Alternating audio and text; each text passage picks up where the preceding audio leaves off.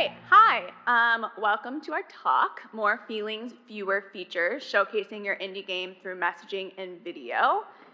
I'm Dana Trebella. I'm the founder of Spoken Wheel Strategy. I do marketing, PR, and strategy for games. I founded Spoken Wheel about 4.5 years ago, but I've been doing marketing and PR for games for the last 7-ish years. I work on games of all different sizes across all different platforms, and these are just some of the games that I've worked with. All right, and my name is Derek Lieu, and I'm a game trailer editor. I've been doing this for about 5 years now, some in AAA games, but now full-time doing trailers for indie games. Before then, I was an editor for about 10 years, and these are some of the things that I've worked on. All right, so we're gonna talk first about what is messaging, why you need a good message, some common mistakes that we see a lot, things you should do, some examples of good messaging, some exercises to help you find your message, and then finish up with some lessons and takeaways. So first, reason we're doing this talk is we're often the first people to know that developers just don't know how to talk about their games, especially late in the development cycle. And people frequently hire one of us, but not the other. And we've also run into situations where we were both hired for one project, but we didn't find out we were both on the project until it was over because we were never put in communication, which we think is kind of weird because PR and marketing and trailers, they're not separate. You should think of them as this thing that go together because when they're really cohesive, just the message is much stronger. And we solve a lot of the same problems, but through different means. But first, let's talk a little bit about just what is messaging. Messaging is just the hook, the secret sauce, the elevator pitch, the sort of one-line sentence which describes your game. But more importantly, messaging is how you talk to people about your game. Like I said, I've had lots of clients who they come to me for a trailer and I say, okay, what's special about your game? And they're like, I'm like, you should work on that first. But it's really important. It really drives how you talk about your game to friends or Twitter, press, streamers, publishers, and also how you talk to yourself about your game. And if the message is how you talk about your game, the trailer is how you show people your game. Because trailers communicate through visuals, sound, and music. It works together with the messaging to just form what people just know about your game, and also how they'll share it with other people. And some key components of your message in your trailer include? Okay, so when you're thinking about your message, a core component of your message should really be the experience. So yes, that's what you do in the game, but more importantly, that's what do people get from your game that they literally can't get from anywhere else. That's kind of why your game is special in the first place. Similarly, we're going to talk about some feelings. I love feelings. So ultimately, people play games for the feelings that they get from them, and your game should make people feel something. Feelings are also what stay with people the longest after they've played. So once you've got this great message that communicates the experience and the feelings, you can also communicate it in your trailer. So why do you need a good message? So we're all hearing about how many games are launching regularly, and we all know that it's really, really hard to distinguish yourself in the marketplace today. Without a good message, it's just really hard for people to remember or find your game or tell people about it. So why else? Your messaging also focuses your marketing. So yes, it can be kind of complicated to find a really good message, but once you find it, I promise you it's going to make your life so much easier and simpler because it serves essentially as this central focus of everything that you put out into the world. So if you're thinking about sending something out, you can ask yourself, does this align with my message that I want people to know? And that can just be an easy clue as to what you should actually be putting out there. Your message is also your filter for marketing. So just like in development, constraints are really great. That's also can be true for marketing too. So again, it kind of provides this lens to decide what you're putting out into the world. And all of your marketing materials should really help to communicate this message. So we touched on this a little bit, but your message helps people share and advocate for your game. So players really love to share the games that they find that they're excited about. They love to be the first to tell other people about a game, but they really need a clear and concise and easy way to do it. So if you give them that, that's super helpful. And if there's no clear message, then sometimes either people will like make something up, which may or may not be what you want them to say, or if it feels really daunting and stressful, they just might not talk about your game at all. So your message is super important. It affects all of these things, and this is just kind of like a basic list, but essentially it should be a cohesive and across all of these different things. So people are actually more likely to remember things if they see them over and over again, and people are also more likely to like them if they see them over and over again too. So it's super important to do that. So Derek's gonna talk a little bit about some marketing faux pas. Okay. Yeah, so without a clear and unique message, your game kind of doesn't sound any different from everything else out there. For example, all of these games share these things in common. And if they wanted to, they could have led with these like 5 bullet points here. But that wouldn't have really distinguished them in any way. And you know, maybe it could have worked in the trailers because like their art style is very strong. But what if we just took away all the art and just left these bullet points? This is what it would kind of look like. You know, like if you look at these, would you think to yourself, oh, that game? I know exactly what game that is. So it's really important, the words that you use. Now, fortunately, that's not what they did. For example, like Rogue Legacy made a really big point of the descendants, and they all have kind of different attributes when you die. And then Dead Cells went really big on like, this is hard, you will die, and also just talking about how good it is to play. And then also Enter the Gungeon went just really big on like guns, and there's bullets, and the bullets have guns, and they shoot you with bullets. And Flint Hook went and highlighted its grappling hook and the pirate part and looting. And then Binding of Isaac went like really heavy on atmosphere and sense of dread. And a lot of its trailers didn't even have gameplay. And then just to, again, clarify the strength of good messaging, just look at the same style of like boring text, but with language for very specific games.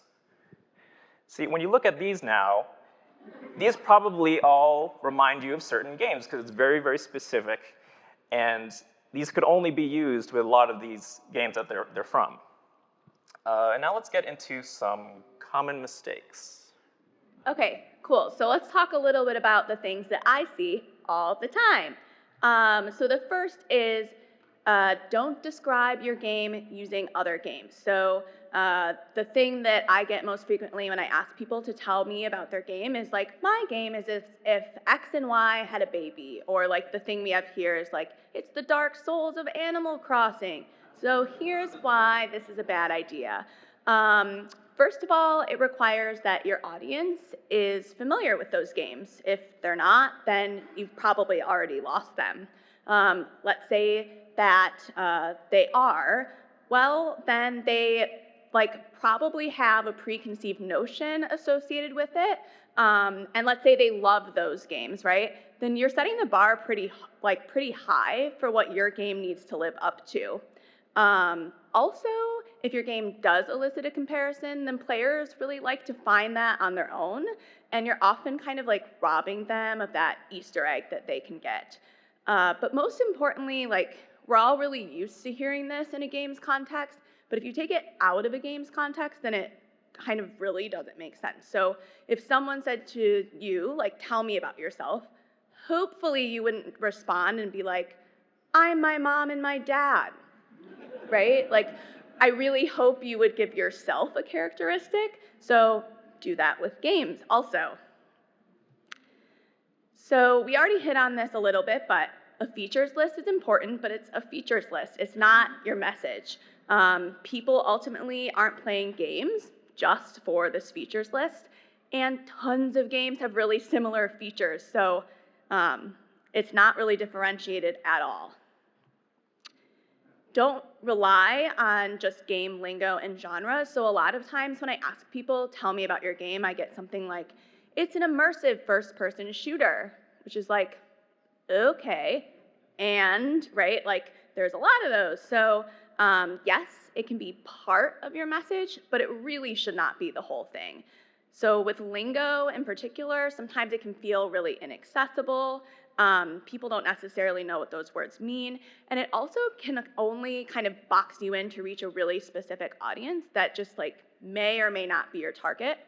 With genre, I actually think this is a bit more problematic because people have really, really preconceived notions of what each genre should be. Like if you think about a roguelike or an RPG or any kind of genre, people have specific ideas of what that should be. And if your game kind of veers outside of that at all, then that can make people unhappy, and no one likes unhappy people on the internet. It's also just, again, not differentiated. Like, yes, some genres are more popular or have their day in the sun, but there's lots of games in every genre, so why should people play yours? So let's talk about some do's. Work on your message early. As soon as you've got a viable idea that you're super excited about, start putting together a message and a clear way to talk about your game. It can be a really, really good tool to just see if people are getting your game and if they're excited about it, and to kind of take the temperature on how the idea is resonating. So this is one a lot of people I think don't think about, but your message can actually help you guide the design. So we've all seen like a Steam trailer or something like that and then been like, wait, this doesn't feel like that game at all. Like there's a big disparity in how like the screenshots or the trailers are presenting versus what the game actually is. But if you think of your message early and you use that to kind of as a checkpoint while you're designing the game, then this disparity can be caught early. And if you have a message that you want to share, then you can make sure that you're reflecting that in the design, or go back and kind of iterate on your message. Which, to the next point, iterate on your message. So yes, you want a cohesive message that goes across all of those things that we showed earlier, but ultimately, before you get there, you want to try some stuff and see what's resonating with people. So at conventions, with your friends, on Twitter, nothing super formal, but just kind of test it out and see what people are digging. Describe the game's experience. So think in terms of like the color, the flavor, the tone, and the feelings. Ultimately, the experience is really the subtext and the heartbeat of what a game is. And again, most importantly, it's like, what are people getting from your game that they just literally can't get anywhere else? So a lot of times when I ask this question, I get the response like, it's a horror game, or something like very shallow like that. But what if you could answer something like, oh, it's the hellish nightmare of waking up over and over to discover that it's finals day and you've missed the whole semester. Or as an example, like with Boyfriend Dungeon, they could have just called the game a dungeon crawler. But instead they say, romance your swords, capture the hearts of cuties, and level them up in this shack and slash dungeon crawling adventure, which is like so much more colorful because you get an idea for the feel of the game, the overarching tone, and the experience. All right, and also when you're working on your game, you should show people video of your game being played. And I'm not talking about play testing. I'm talking about just taking video and showing to someone their hands aren't on the controllers, so they actually can't test things around to see what's going on. And then this will really help you find out if your game's visual communication is really strong or if it's really weak. Because if people watch the video of your game, they're like, so what do you do? Then you know, oh crap, it's not coming across. And then this is really important down the line for trailers and GIFs and YouTube and Twitch streaming, because like you're really in a lot of trouble if you're posting all these things on social media to hype things up and then no one knows what's going on in any of the footage. Another tip is just tell the player what they'll do, which I'm thinking like bird's eye level of what you're doing in the game. Like what is the goal or the objective? I'm not talking about like, oh, you double jump and you fireball things. It could be something like you're trying to survive in this water planet and build a rocket to escape the planet. Or you're trying to find out what happened to your family in your creepy Pacific Northwest house. Or you're a goose and you just want to be a jerk. And your trailer will help you flesh this out. But having the basic premise established for people just really helps prime them to know what they're going to expect from the rest of your game. The other tip is just keep your description short, 1 to 4 sentences. Brief and colorful is ideal. Get to the point quickly. Because if you just kind of drone on for a little bit too long, then it can kind of be like if someone's talking to you about their dream that they have, and people will be like, okay, I don't really care anymore. And like, it just really has to get to the heart of what people care about, which is what they do in the game and why. And also, the message, it doesn't have to be everything about the game, and it really, really should not be everything, because you need to leave people wanting a little bit more. Just imagine if you're at a convention and you tell them your spiel, you want them to be like, oh, cool, I'm gonna wait in line and play the demo. But if you tell them like everything, then it might be enough information for them to be like, huh, yeah, I think I know exactly what your game is. No, that's not my thing. But you kind of like leave it a little bit vague, and you're like, that sounds interesting. I will wait in line, or I'll go read some articles. And also, these tips are good for your trailer. Basically the same thing. Make it short, get to the point, focus on the hook, and once you kind of get past the hook, then you can focus on the other things maybe which kind of overlap other games. And then, of course, you want to leave them wanting more, so they'll actually buy the game. And as an example of how that can kind of translate into a trailer, this idea of just focusing on the hook, is, so this is a game I worked on, Way of the Passive Fist, which is a brawler all about parrying attacks, and then you kind of nudge them over when they're tired. But more than that, for this trailer, I just wanted to convey the idea that you're this sort of untouchable kung fu master who just defends effortlessly and then just completely dominates the enemies. And it's kind of like if you've watched like the end of The Matrix, or there's a tea house scene in Crouching Tiger, Hidden Dragon, where there's kind of fighting people off with one hand. I just wanted to show this. And then for like the middle of the trailer, then I kind of expand on the gameplay ideas, show a little bit of variety, and then show like the bosses. And then by the end, I just kind of wanted to bring it all the way back to the central idea about being this untouchable kung fu master, where we just have this kind of final pairing montage just to show that you're this immovable object. And then, so yeah, this is just one example of going in hard on one idea, but next, Dana has some examples of some messaging that she's worked on.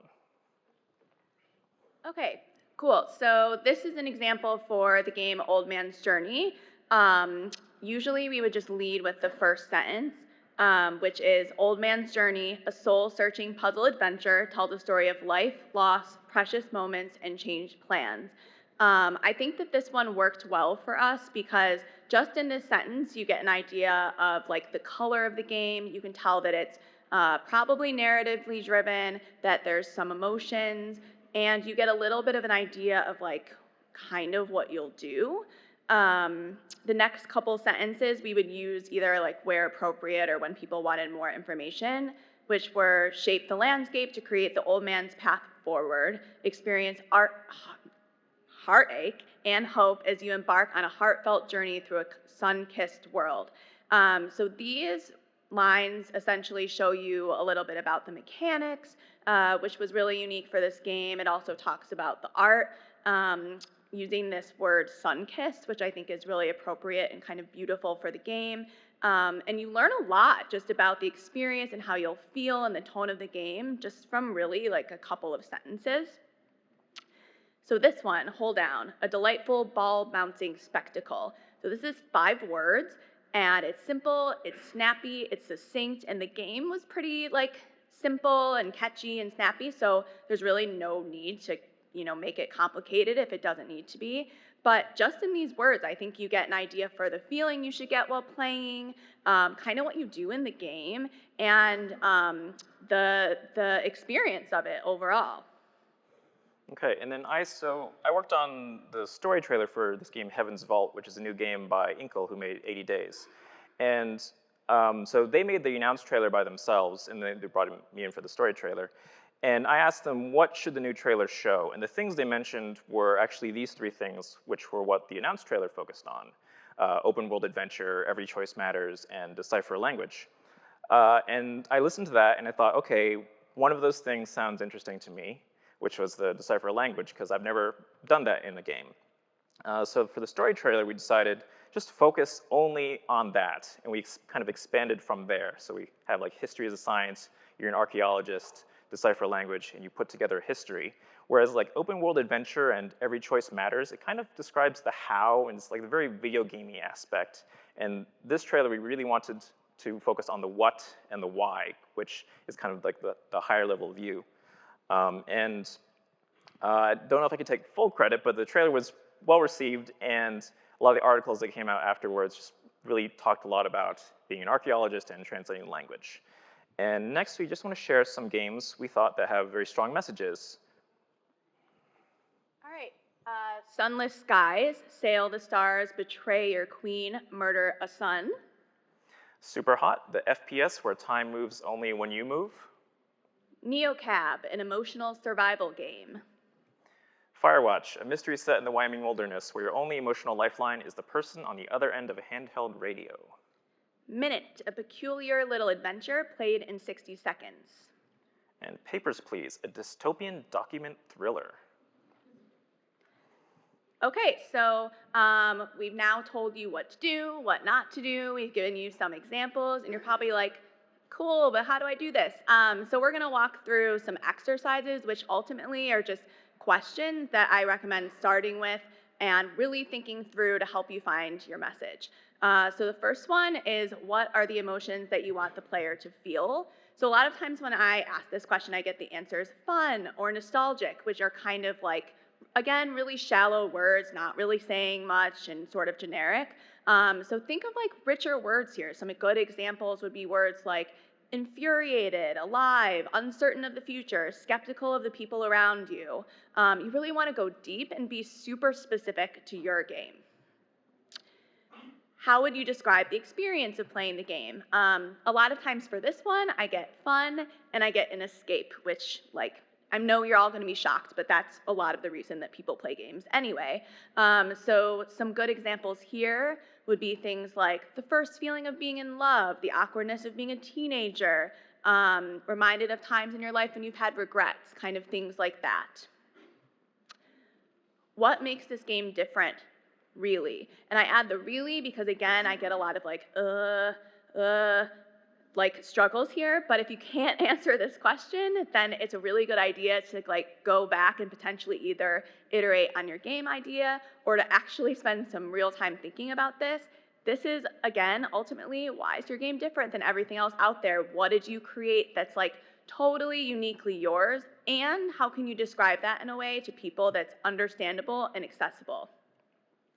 So these next two are probably my favorite questions. Which is, can you describe your game in 3 words? So this sounds easy, but it's hard because I'm going to challenge you to not use any words that you would like to, like 2D, 3D, satisfying, fun, adventure, roguelike, epic, unique, anything like that. And then that will help you actually kind of get to the heart of what your game really is. What are you most proud of about the game that you're making? I like this one a lot because it often really reveals like where the soul is of the game and what you've really put a lot of like care and attention into. So this can be the sound, the music, the art, the design, like anything involving the game, and it can often be a really good jumping off point for what your message should focus on. Why were you motivated to make this game in the first place? So there's so many ideas that you could have made, but you picked this one. So what told you that this was a game worth making and that you were so excited about it that you just had to see it come to fruition? All right, in this exercise, just keep asking why. Basically, just be your own inner 5-year-old who just won't stop asking you why. You know, why is this interesting? Well, because of this. Why is that interesting? Well, because of this. You know, why is that interesting? Just keep on going. Just see how deep you can go and what you'll come up with. And then Dana mentioned a lot of these, but just a lot of these words, you should just avoid them because pretty much everyone uses them, which means everyone's saying the same thing, which if you don't use them, then you'll be different from everyone else. So yeah, just take a picture of that. So then when you have your message, you have to think about how to incorporate it into a trailer, which is a whole topic unto itself. But my main tip is just focus on the hook as much as possible and forget everything else which makes your game similar to others. And like if there's time, then you get to that. Because I think a lot of people are just afraid of putting the thing that is new first. And they're like, oh, I'll put the things that they know about. But it makes it a lot less interesting to see in a trailer. For example, and yet also try to show the idea without spelling it out. If you have to use text, like it's probably not as good of an idea. Just try to have your trailer have no text as much as you can, and then people just remember it much more than if they have to kind of read exactly what the game is. And the other thing is, like, in a trailer, you have all these sorts of unique tools at your disposal. You have game capture, you have editing, you have music, all these ways other than words. And like, if a picture is worth 1,000 words, then just don't put so many in the trailer. Okay, let's go on to some lessons and takeaways. Again, messaging, it's a key part of the process. Do it early, check it often. It should be one of the very first things that you do. And it's often the first experience that people have with your game, just hearing about it. Messaging simplifies by providing constraints and focus. If you find that clear, concise message, it just makes the marketing process and design process, telling people about your game, a lot less daunting. So you won't be kind of caught with, with nothing to say when people say, what's your game? And you'll also feel more confident about why your game is special, which will get people excited. And then always refer back to your message. It's your guide, it's your roadmap for all your marketing, all these things. The more cohesive, the more likely folks are to remember it and repeat it. Cool. So workshop your message. You are at GDC, which is a great place to test and try out your message on people, but also like other conventions, Twitter, forums, all good places to gauge the temperature. Show people video of your game early. So yes, of course, be strategic with it, but again, an excellent gauge on if people are understanding what the experience or flavor is of your game and if it's resonating. And please, coordinate your messaging and your videos. They're much more powerful and impactful if they go together and tell the same story. Thanks.